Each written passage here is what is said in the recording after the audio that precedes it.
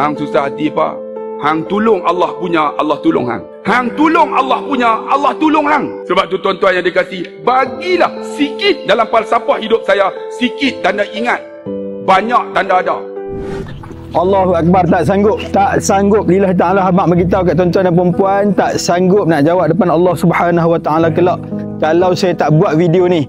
Subhanallah, saya jalan ke Selinsing, Gunung Semanggi tadi, pergi ke Bukit Merah, Selinsing. Lepas tu ada sahabat saya maklum, Ustaz tolong Ustaz singgah ke pusat pendidikan Islam Pupis di Selinsing Perak ni. Sebab apa? Dia kata, tuan-tuan, Ustaz tolong bantu kami dapatkan dana untuk wakaf tanah. Tanah ni tuan-tuan, tuan dia nak jual dah. Bukan sebab nak jual saja. Tanah ni kalau dapat kat pemaju lain, Pupis di sebelah sana tak boleh berkembang dah tuan-tuan dan perempuan.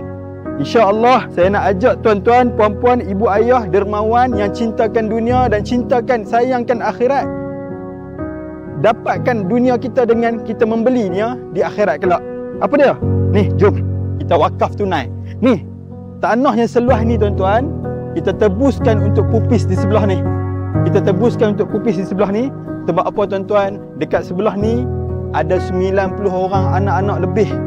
90 lebih orang anak-anak yang belajar setiap hari. Dari asas 4 tahun sampai ke 6 tahun.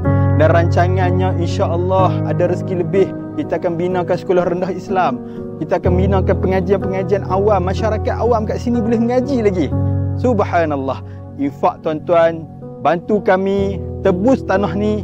InsyaAllah ianya akan jadi saksi depan Allah Subhanahu Wa Ta'ala kelak. Jom sekarang